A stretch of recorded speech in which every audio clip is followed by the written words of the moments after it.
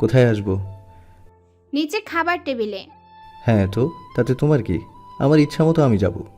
আলো চুপ করে শামিনকে কিছু সময় দেখে বলে, ধেড়ে খোকা বানিয়ে রেখেছে না আপনাকে আপনার মা?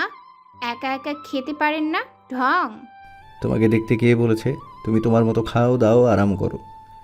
আপনার বোনের হুকুম, কাউকে না কাউকে অপেক্ষা করতে হবে। ঋতুকে প্রেগনেন্ট অবস্থায় কিভাবে অপেক্ষা করতে দেই?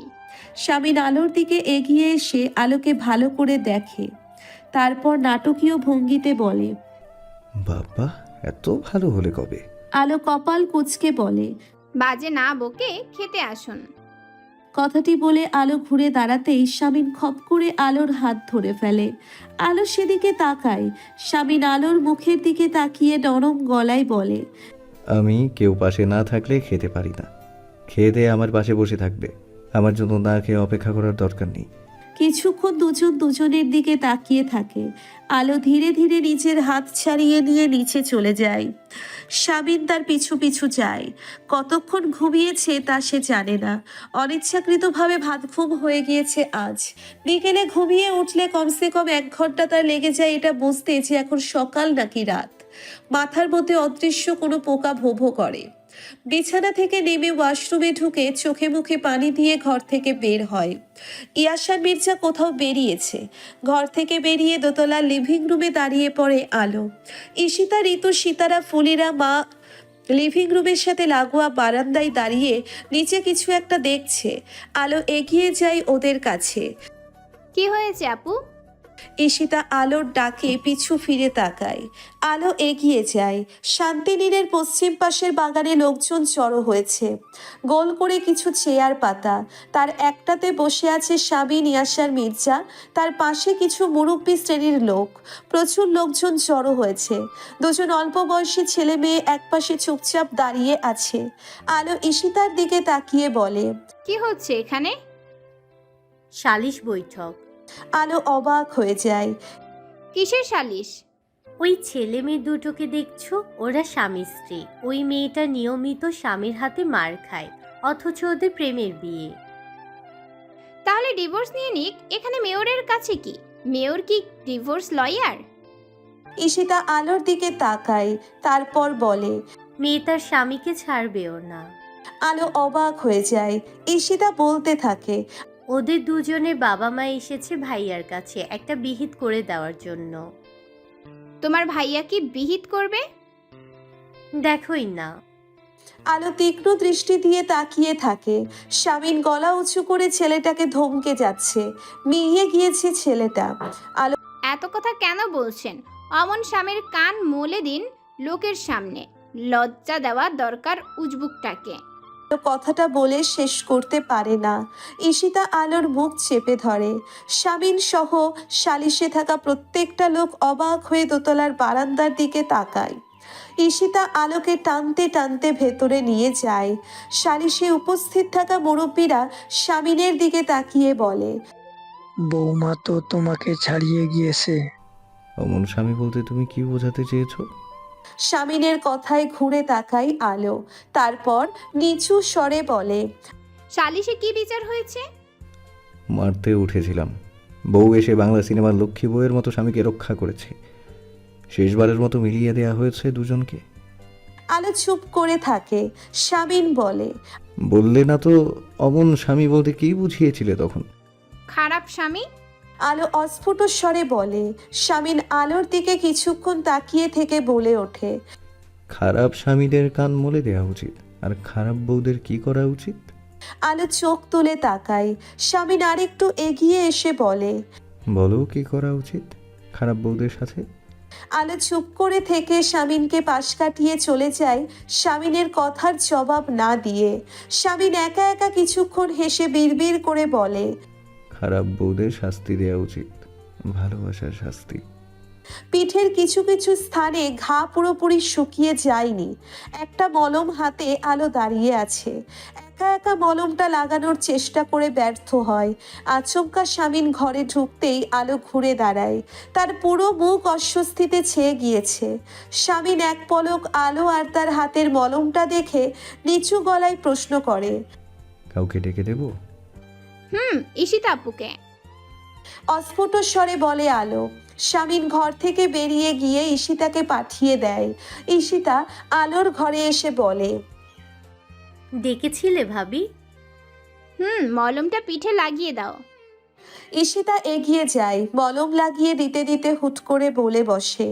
ভাইয়াকে বললেই তো পারতে, সে লাগিয়ে দিত। আলো কপাল কুঁচকে ঈশিতার দিকে তাকায়। ঈশিতা হাসতে হাসতে বলে, রাগলে তোমাকে আরো আরো বেশি সুন্দর লাগে ভাবি। এখন ভাইয়ার সামনে যেও না, ভাইয়া আরো পাগল হয়ে যাবে। ঈশিতা হাসতে হাসতে বেরিয়ে যায়। আলো কিছুক্ষণ দাঁড়িয়ে থেকে বারান্দায় চলে যায়। শামিন ঘরে ঢুকে এদিক ওদিক তাকিয়ে আলোকে দেখতে না পেয়ে আলমারির কাছে যায়।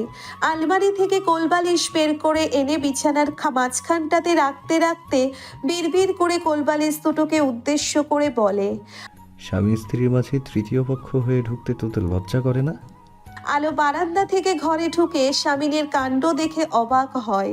বলে, কাকে কি বলছেন?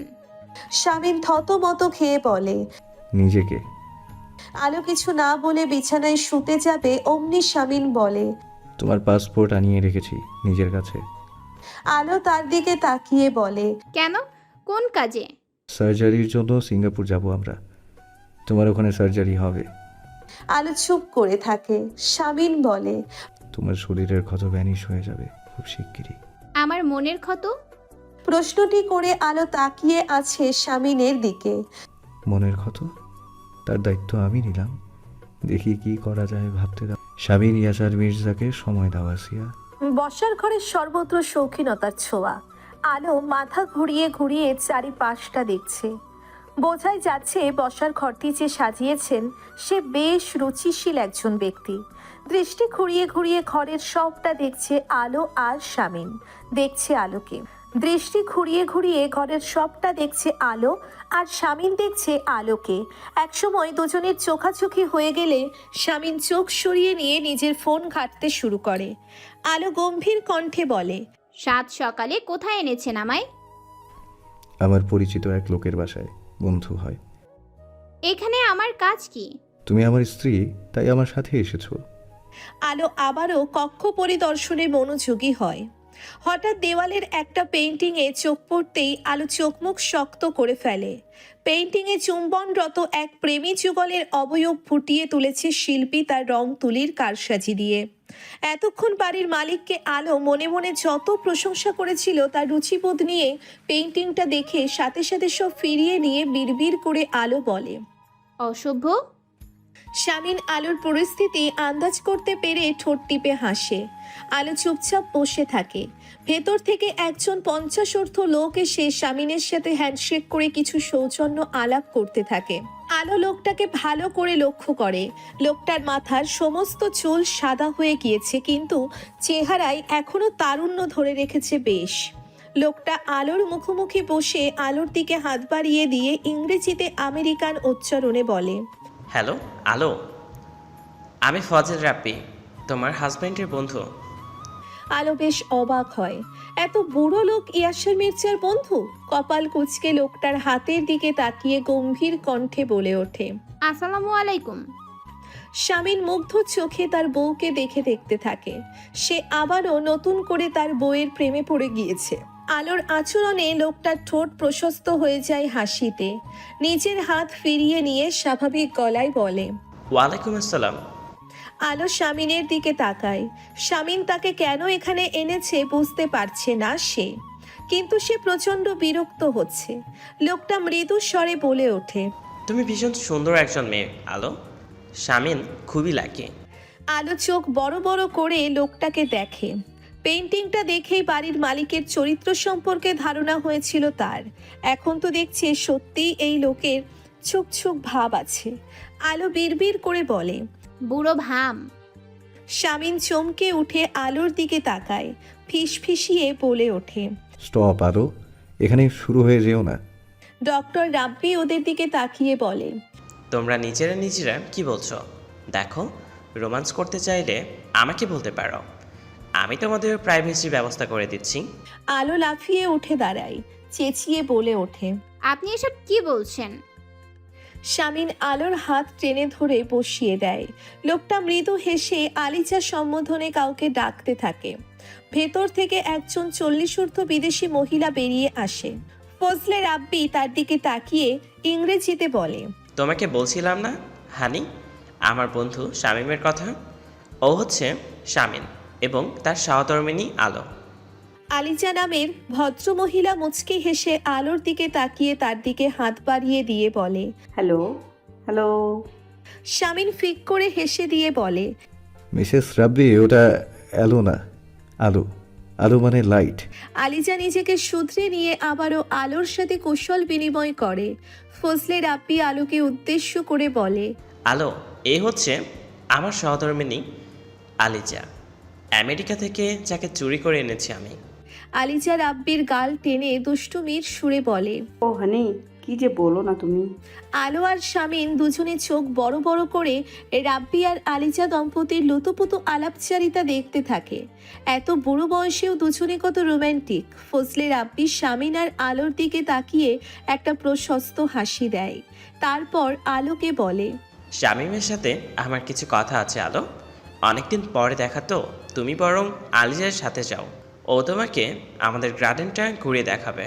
আলো ভাবে সেটাই ভালো এখানে থাকার চেয়ে, তাই সে আলিজার সাথে চলে যায়। শামিনকে সোফায় বসার নির্দেশনা দিয়ে ডক্টর ফজলে রাব্বি নিজেও বসে পড়ে।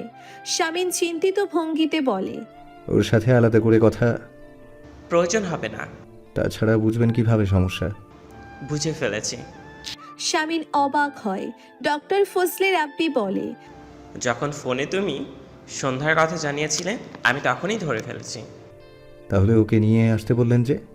ডক্টর ফজলে রাব্বি মৃদু হেসে বলে, আমি আর আলিজা রুবির মুখে তোমার এত এত প্রশংসা শুনেছি যে আমাদের খুব ইচ্ছা হলো ওই ভাগ্যবতীকে দেখার, যে শামীম ইয়াশ আর মির্জার মন চুরি করেছে।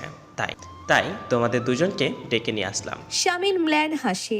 ডক্টর ফজলে রাব্বি বলে, শোনো শামিন, অযথা চিন্তা করো না। তোমাকে যেটা করতে হবে তা হলো তোমার স্ত্রীকে জীবনমুখী করতে হবে। জীবনমুখী? ওকে বোঝাতে হবে ও কতটা গুরুত্বপূর্ণ হতে পারে। তুমি মুহূর্তে ওর গুরুত্ব ওর চোখে দেখিয়ে দেবে। তুমি বুঝতে পেরেছো আমার কথা? শামিন কিছুক্ষণ ডক্টর ফজলে রাব্বির দিকে তাকিয়ে থেকে মাথা নাড়ায়। এখানে কেন এনেছিলেন? এখানে কি কাজ? শামিনের মুখের দিকে তাকিয়ে আছে আলো। শামিন ড্রাইভ করতে করতে বলে, একটা বিশেষ কাজে। আমার ওই বন্ধুটি একজন সোশ্যাল অ্যাক্টিভিস্ট। সে একটা এজেন্সি খুলতে যাচ্ছে নারীদের কল্যাণে, সেই ব্যাপারেই কথা বলতে। ভাবলাম তুমি গৃহবন্দী হয়ে পড়ে আছো, তোমাকে কোথাও নিয়ে যাই। তা গার্ডেন কেমন লাগলো? বসে বসে দোল খাচ্ছিলে দোলনায় দেখলাম। ভালো লেগেছে। শুকনো গলায় জবাব দেয় আলো। শামিন বলতে থাকে, একজন 50 বুড়ো আমার বন্ধু কিভাবে হলো? অস্বাভাবিক লাগছে না তোমার কাছে বিষয়টা? না। আলো ঠান্ডা গলায় বলে। শামিন বলে, কেন? কারণ আপনিও তো বুড়ো। শামিন হুট করে গাড়ির ব্রেক কষে দেয়। আলো ভাবলেশহীনভাবে বসে আছে। শামিন হতবাক হয়ে আলোর দিকে তাকিয়ে বলে, আমি বুড়ো? হ্যাঁ, 32 বছর কি কম নাকি? বুড়োই তো। আপনার আর আমার বয়সের ব্যবধান জানেন? 6 বছর। আমার বার্থ সার্টিফিকেটের বয়স ধরলে 8 বছর। 6 বছর কোনো ব্যবধান না, এটা পারফেক্ট। শামিন দৃঢ়ভাবে বলে, তাই না ছাই? আপনি বুড়ো আর আমি এখনো 6 বছর পর বুড়ি হব। ব্যবধান না, অনেক ব্যবধান। শামিন দাঁতে দাঁত চেপে বলে, তোমার কোন অ্যাঙ্গেল থেকে মনে হয়েছে আমি বুড়ো? আমার চুল পেকেছে? আমার শ্বাসকষ্ট রোগ আছে? আমার স্কিন কুঁচকে গিয়েছে? তুমি জানো, এখনও ক্লাস 11-এর মেয়েরা আমাকে সপ্তাহে 2টো প্রেমপত্র পাঠায়। তোমাদের কলেজেরই তো ওগুলো। আলো সরু চোখে শামিনের দিকে তাকিয়ে বলে, খুব আনন্দ হয় তখন, তাই না? নিজের পুরুষ মন গর্বে ভরে যায়। শুনুন, ওইসব মেয়েদের রুচিতে সমস্যা। শামিন হাত মুষ্টিবদ্ধ করে বসে আছে। সব মেনে নেওয়া যায়, কিন্তু শামিন বুড়ো এটা সে কোনোভাবেই মানবে না। এত বড় কথা বলে অপমান করে দিল এই মেয়েটা। বুকে সূক্ষ্ম যন্ত্রণা হচ্ছে স্বামীনের। মুখ ভার করে স্টিয়ারিংয়ে হাত দিয়ে বসে আছে। আলোর এখন বেশ হাসি পাচ্ছে স্বামীনের অবস্থা দেখে। সে অন্যদিকে মুখ ঘুরিয়ে নিয়ে ঠোঁট টিপে হাসছে। বরাবরের মতো অপমান হজম করে নিয়ে স্বামীন গাড়ি স্টার্ট করে। আলো কিছুক্ষণ ঠোঁট টিপে হেসে নিয়ে হুট করে বলে ওঠে, 5 বছরের ব্যবধান ভুল বলেছি?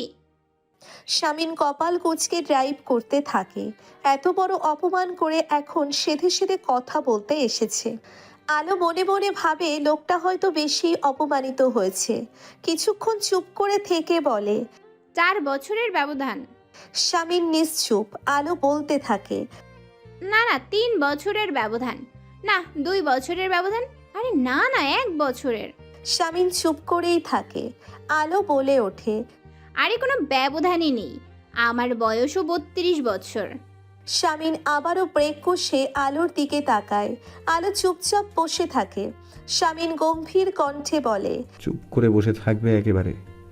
ওই ঠোঁট নেড়ে আরেকটা কথা বলে আমাকে কষ্ট দিলে আজ ভয়ঙ্কর কিছু হয়ে যাবে।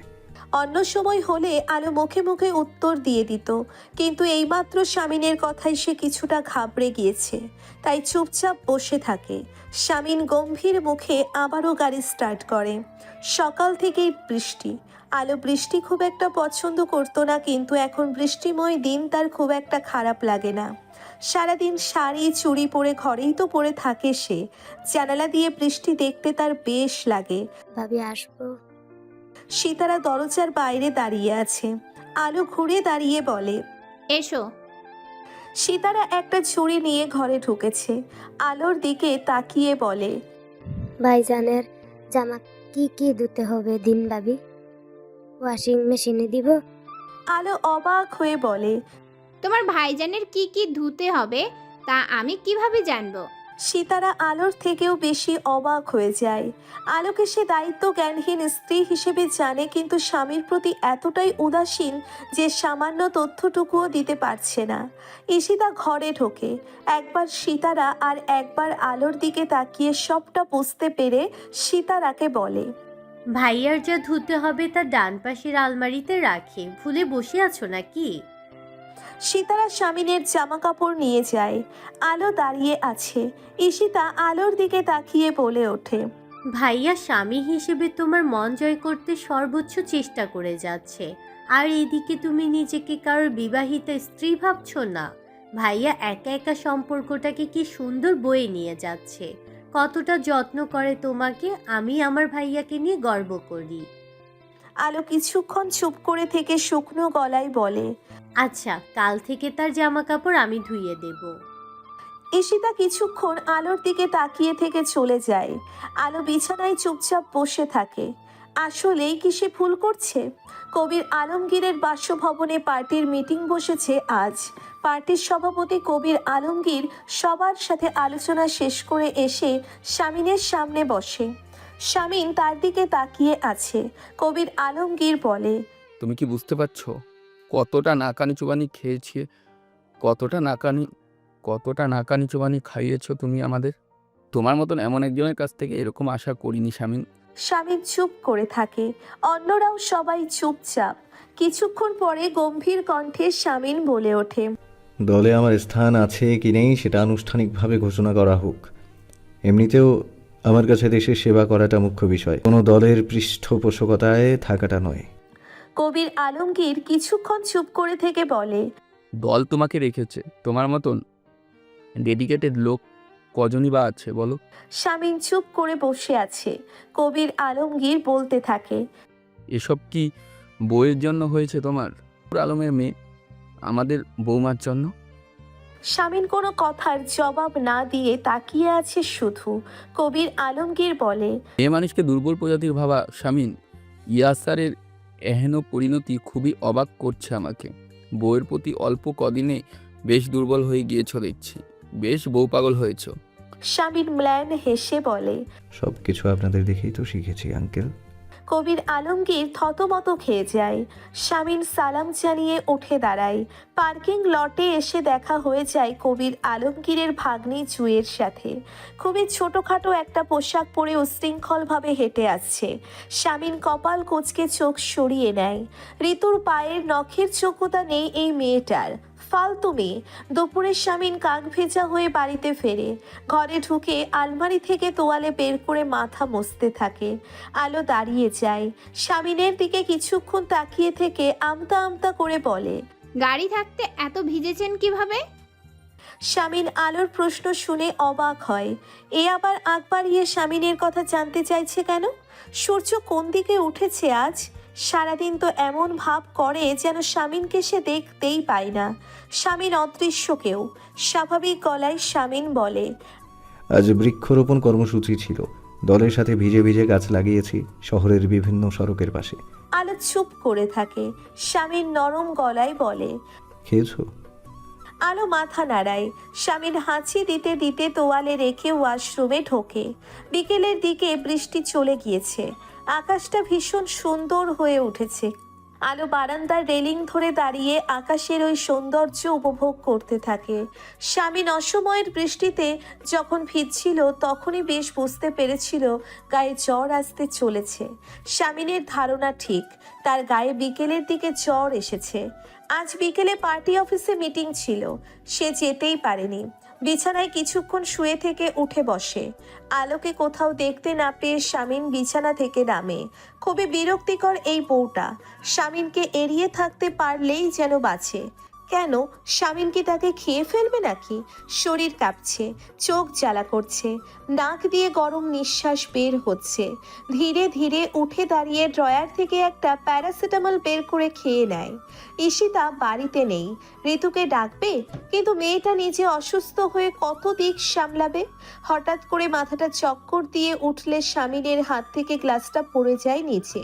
মেঝের দিকে কিছুক্ষণ তাকিয়ে থেকে শামীন ঝুঁকে বসে। নিজেই পরিষ্কার করতে থাকে কাচের টুকরোগুলো। আলো কিছু একটা ভাঙার আওয়াজ শুনেও দাঁড়িয়ে থাকে কিছুক্ষণ। তারপর কি মনে করে হনহন করে ঘরের দিকে যায়। বারান্দার দরজা থেকে আলোর আকস্মিক আগমনে শামীন হিতাহিত জ্ঞান হারিয়ে ফেলে। ততক্ষণে আলো কাচের টুকরোটাতে পা দিতেই যাচ্ছিল, হঠাৎ মৃদু আর্তনাদ শোনা যায়। কয়েক মুহূর্ত কেটে যায়। আলো চোখ বড় বড় করে শামীনের দিকে মাথা নিচু করে তাকিয়ে আছে। যন্ত্রণায় ফর্সা মুখটা নীল রঙের হয়ে গিয়েছে শামীনের। ধীরে ধীরে আলো বুঝতে পারে তার পা শামীনের হাতের উপর। পেছের দিকে তাকিয়ে কাঁচের টুকরোগুলো দেখতে পেয়ে লাফিয়ে পিছিয়ে যায় আলো। শামীন নিজের ডান হাতের পিঠের দিকে তাকিয়ে আছে। কাঁচের টুকরো ঢুকে ক্ষত বিক্ষত হয়ে গিয়েছে হাতটা, রক্ত ঝরছে খুব। আলো যখন কাচের টুকরোটাতে পা দিতে যাচ্ছিল তার আগে শামীন নিজের হাত রেখে দেয়। আলোকে সতর্ক করার সময়টুকু যে তখন ছিল না। বড় বড় নিঃশ্বাস নিয়ে শামীনের দিকে তাকিয়ে থাকে কিছুক্ষণ আলো। শামীন গায়ে জ্বর নিয়ে টলতে টলতে উঠে দাঁড়ায়।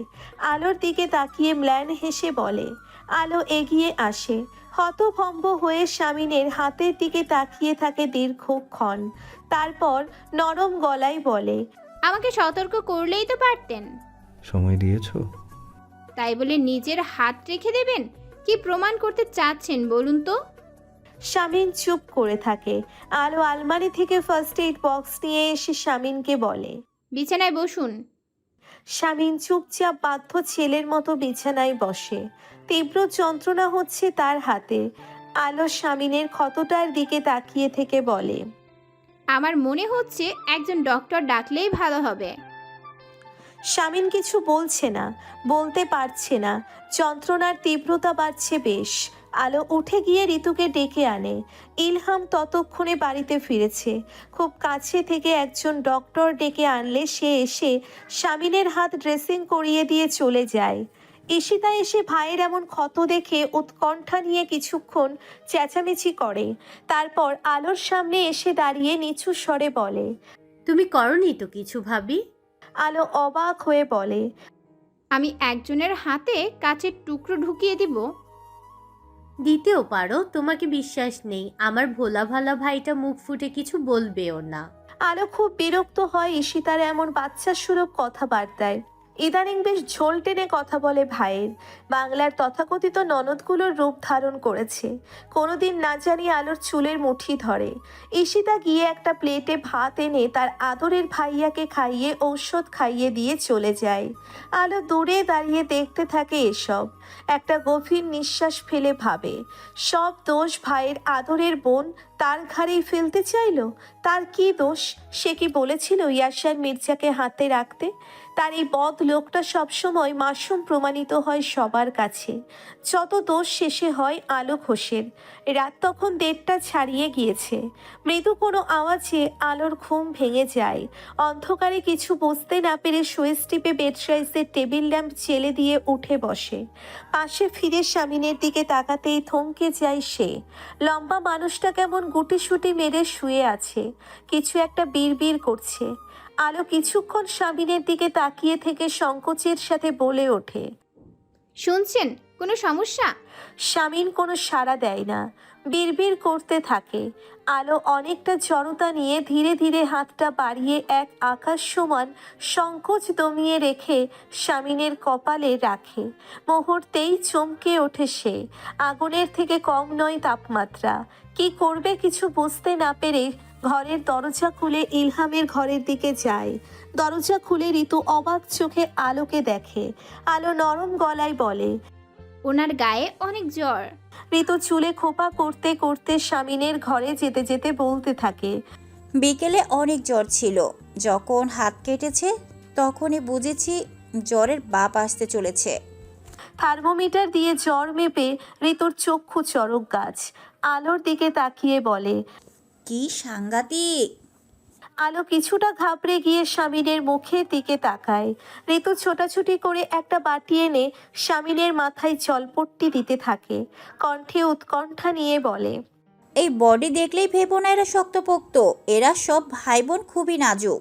জ্বর হলে খুব সহজে কাবু হয়ে যায়, পুরো বাচ্চাদের মতো হয়ে যায়। আমাদের শাশুড়ি মারা যাওয়ার পরে প্রত্যেকবার এক একজনের জ্বর হলে আমি হিমশিম খেয়ে যাই। আমি কত যে নির্ঘুম কাটিয়েছি তার কোনো ইত্যা নেই। বাচ্চাদের মতো সামলাতে হয় এদের। আলো চুপচাপ ঋতুর দিকে তাকিয়ে বলে, তুমি খুব ভালো মেয়ে ঋতু, একেবারে মহিয়সী। ঋতু লজ্জা পেয়ে যায়। ঈশিতা ঘুম ঘুম চোখে স্বামীনের ঘরে ঢুকে আলোকে বলে, মেজু ভাবিকে দিয়ে এসব করাচ্ছ কেন? স্বামীটা কার? আলো চুপ করে তাকিয়ে থাকে ঈশিতার দিকে। তারপর বলে ওঠে, তুমি ইদানিং আমার সাথে এমন কেন ব্যবহার করো ঈশিতাপু? ঈশিতা হাসি চাপিয়ে রেখে গম্ভীর কণ্ঠে বলে, সম্পর্কটা ভুলে গিয়েছো? ননদ হই তোমার। তারপর ঋতুর দিকে তাকিয়ে বলে, ইহান উঠে গিয়েছে ঘুম থেকে, কাঁদছে। তুমি যাও মেজো ভাবি, বড় ভাবি করবে এইসব। ঋতু কিছুক্ষণ আলোর মুখের দিকে তাকিয়ে থেকে চলে যায়। ঈশিতা ভাইয়ের মুখের দিকে তাকিয়ে থেকে আলোকে বলে, এই শুয়ে আছে জানো? আমার মা বাবা। তুমি তার প্রতি একটু দরদ দেখাও, আমি তোমাকে আজীবন মাথায় তুলে রাখবো ভাবি। ধীর পায়ে ঈশিতা চলে যায়। আলোর ঘরের দরজা বন্ধ করে বিছানায় কিছুক্ষণ বসে থেকে স্বামীনের দিকে তাকায়। তখনও প্রলাপ বকে যাচ্ছে স্বামীন। একটা গভীর নিঃশ্বাস ফেলে আলো তার দিকে এগিয়ে যায়। মাথার কাছে কিছুটা দূরত্ব নিয়ে বসে স্বামীনের মাথায় জলপট্টি দিতে থাকে। এইবার বেশ ভালো করে স্বামীনকে লক্ষ্য করে আলো। বেশ সুদর্শন লোকটা। ক্লাস 11-এর মেয়েরা এমনি এমনি লাভ লেটার দেয় না তাকে। অবশ্যই এরা 4 ভাই বোনই দেখতে শুনতে ভালো। এদের মধ্যে ইসমাম একটু বেশিই সুন্দর। ইসমামের কথা মনে পড়তেই আলোর চোখ মুখ ফ্যাকাশে হয়ে যায়। স্বামীনের মুখের দিকে দীর্ঘ সময় তাকিয়ে থেকে ভাবে, এই লোকটা তার ভাই বোনদের নিজের থেকেও বেশি ভালোবাসে। জান বের করে দেয় ভাই বোনদের জন্য। এই লোক যদি কখনো জেনে যায় সে তার আদরের ছোট ভাইয়ের প্রেমিকাকে বিয়ে করেছে, তাহলে নিশ্চয়ই বেশ কষ্ট পাবে লোকটা। আলোর হঠাৎ খুব আফসোস হচ্ছে শামিনের কথা ভেবে। চলপট্টি দিতে দিতে শামিনকে ভালো করে দেখতে থাকে আলো। লোকটা যতই ত্রুটিপূর্ণ হোক না কেন, একটা কথা আলোর স্বীকার করতেই হবে, লোকটা একজন পারফেক্ট ফ্যামিলি ম্যান। এত অল্প বয়সেই একটা সংসারের সবার নিরাপত্তা নির্ভরতার জায়গা। এদের ভাই বোনদের বন্ডিং সত্যিই প্রশংসনীয়। শামিন বিড়বিড় করে কিছু বলছে, আলো কৌতূহল বশত একটু ঝুঁকে যায় শামিনের দিকে। সে স্পষ্ট শুনতে পায় শামিন বিড়বিড় করে তার মাকে ডাকছে। আলো বেশ অবাক হয়, এত বড় একজন লোক অথচ এখন মনে হচ্ছে এর বয়স 8 বছর। চোখ ঘুরিয়ে আলো শামিনের হাতের ব্যান্ডেজের দিকে তাকায়। লোকটা অমন কাণ্ড করে তখন কি প্রমাণ করতে চাইলো আলো জানে না। আলোর জায়গায় অন্য কোনো মেয়ে থাকলে তখনই শামিনের প্রেমে পড়ে যেত। হুট করে কিছুটা সংকোচ নিয়ে আলো শামিনের ব্যান্ডেজের উপর দিয়ে হাত ছুঁয়ে দিতেই শামিন জ্বরের ঘোরে আলোর হাত আঁকড়ে ধরে। আলো চমকে উঠে তাকায় শামিনের দিকে। লোকটা কি স্বাভাবিক? তবে শামিন স্বাভাবিক না। আলোর হাত নিজের বুকের সাথে আঁকড়ে ধরে বিড়বিড় করে যাচ্ছে, ভাবছে হয়তো মায়ের হাত আঁকড়ে ধরেছে। আলো হাত ছাড়িয়ে নিতে চাইলে শামিন ছাড়ে না। কিছুক্ষণ শামিনের মুখের দিকে তাকিয়ে থেকে খানিকটা ঝুঁকে আলো অস্ফুট স্বরে বলে, শুনছেন, আমি আপনার মা নই, হাতটা ছাড়ুন। শামিন ছাড়ে না। আলো দেখতে পায় জ্বরের তীব্রতায় শামিনের বন্ধ চোখের কার্নিশ পেয়ে দুফোঁটা তরল গড়িয়ে পড়ছে। হঠাৎ কেন জানি আলোর নিজের হাত ছাড়িয়ে নিতে মন সায় দিল না। শামিনের উত্তপ্ত শরীরের উষ্ণতায় আলোর হাত গরম হয়ে গিয়েছে। তবুও আলো চুপচাপ বসে রইল শামিনের মুখের দিকে তাকিয়ে। কিছুক্ষণ পরে অস্ফুট স্বরে বলে ওঠে, আপনি আসলে কেমন লোক ইয়াসার মির্জা? আমার কি আপনাকে আগ্রহ নিয়ে জানা উচিত?